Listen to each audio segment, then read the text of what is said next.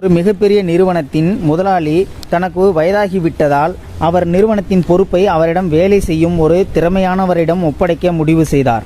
எல்லாரும் தன் அறைக்கு வருமாறு கட்டளையிட்டார். உங்களில் ஒருவர்தான் என் நிறுவனத்தின் பொறுப்பை ஏற்க வேண்டும்.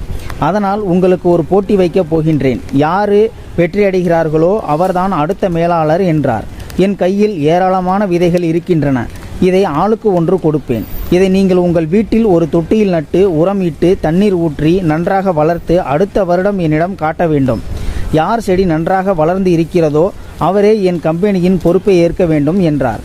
அனைவரும் ஆளுக்கு ஒரு விதை வாங்கி சென்றனர். அந்த கம்பெனியில் வேலை செய்யும் ராமுவும் ஒரு விதை வாங்கி சென்றான்.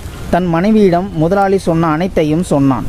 அவன் மனைவி தொட்டியும் உரம் தண்ணீர் எல்லாம் அவனுக்கு கொடுத்து அந்த விதையை நடுவதற்கு உதவி செய்தாள். ஒரு வாரம் கழிந்தது. நிறுவனத்தில் இருக்கும் அனைவரும் தங்கள் தொட்டியில் செடி வளர ஆரம்பித்து விட்டது என்று பேசிக்கொள்ள ஆரம்பித்தனர். ஆனால் ராமுவின் தொட்டியில் செடி இன்னும் வளரவே ஆரம்பிக்கவில்லை. 1 மாதம் ஆனது. செடி வளரவே இல்லை. நாட்கள் உருண்டோடின. 6 மாதங்கள் ஆனது. அப்பொழுதும் அவன் தொட்டியில் செடி வளரவே இல்லை. நான் விதையை வீணாக்கி விட்டேனே என்று புலம்பினான். ஆனால் தினந்தோறும் செடிக்கு தண்ணீர் ஊற்றுவதை நிறுத்தவே இல்லை. தன் தொட்டியில் செடி வளரவில்லை என்று அலுவலகத்தில் யாரிடமும் சொல்லவில்லை. 1 வருடம் முடிந்துவிட்டது. எல்லாரும் தொட்டிகளை முதலாளியிடம் காட்டுவதற்காக எடுத்து வந்தார்கள். ராமுவும் தன் மனைவியிடம் காலி தொட்டியை நான் எடுத்து போக மாட்டேன் என்று சொன்னான். அவன் மனைவி அவனை சமாதானப்படுத்தி, நீங்கள் 1 வருடம் முழுக்க உங்கள் முதலாளி சொன்ன மாதிரி செய்தீர்கள்.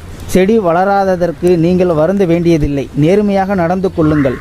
தொட்டியை எடுத்து சென்று முதலாளியிடம் காட்டுங்கள் என்றாள். ராமுவும் காலி தொட்டியை அலுவலகத்திற்கு எடுத்து சென்றான். எல்லா தொட்டியையும் பார்த்தான். விதவிதமான செடிகள் ஒவ்வொன்றும் ஒவ்வொரு உயரத்தில் இருந்தன. இவன் தொட்டியை பார்த்த அனைவரும் சிரிக்க ஆரம்பித்தனர். முதலாளி எல்லாரையும் தன்னுடைய அறைக்கு வருமாறு சொன்னார். அருமை, எல்லாரும் செம்மையாக செடியை வளர்த்து உள்ளீர்கள். உங்களில் ஒருவன்தான் இன்று பொறுப்பு ஏற்றுக்கொள்ளப் போகிறீர்கள் என்றார். எல்லாருடைய செடியையும் பார்வையிட்டார். ராமு கடைசி வரிசையில் நின்றிருந்தான். அவனை அருகே வருமாறு அழைத்தார். ராமு தன்னை வேலையை விட்டு நீக்கத்தான் கூப்பிடுகின்றார் என்று பயந்து கொண்டே சென்றான். முதலாளி ராமுவிடம் உன் செடி எங்கே என்று கேட்டார். 1 வருடமாக அந்த விதையை நட்டு உரமிட்டு தண்ணீர் விட்டதை விலாவரியாக சொன்னான். முதலாளி ராமுவை தவிர அனைவரும் உட்காருங்கள் என்றார். பிறகு ராமு தோளில் கையை போட்டுக்கொண்டு நமது கம்பெனியின் நிர்வாகத்தை ஏற்று நடத்தப் போகிறவர் இவர்தான் என்றார். ராமுவுக்கு ஒரே அதிர்ச்சி. தன் தொட்டியில் செடி வளரவே இல்லை. பிறகு ஏன் நமக்கு இந்த பொறுப்பை கொடுக்கின்றார்? சென்ற வருடம் நான் உங்கள் ஆளுக்கு ஒரு விதை கொடுத்து வளர்க்க சொன்னேன் அல்லவா? அது அனைத்தும் அவிக்கப்பட்ட விதைகள், பாயில்டு சீட்ஸ். அந்த விதைகள் அவிக்கப்பட்டதால் அது முளைக்க இயலாது. நீங்கள் அனைவரும் நான் கொடுத்த விதை முளைக்காததால் அதற்கு பதில் வேறு ஒரு விதையை நட்டு வளர்த்து கொண்டு வந்திருக்கிறீர்கள்.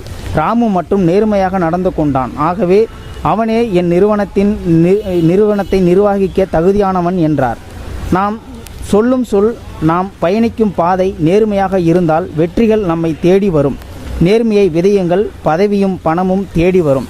இந்த பதிவு பற்றின கருத்துக்களை கீழே இருக்கிற கமெண்ட் செக்ஷனில் மறக்காமல் சொல்லுங்கள். இந்த பதிவு பிடிச்சிருந்தா ஒரு லைக் பண்ணிக்கோங்க. இந்த பதிவை முடிஞ்ச அளவுக்கு மற்றவங்களுக்கும் ஷேர் பண்ணுங்கள். அப்படியே நம்ம சேனலை சப்ஸ்கிரைப் பண்ணிக்கோங்க. மறக்காமல் பெல் சிம்லையும் கிளிக் பண்ணிக்கோங்க. நன்றி, வணக்கம்.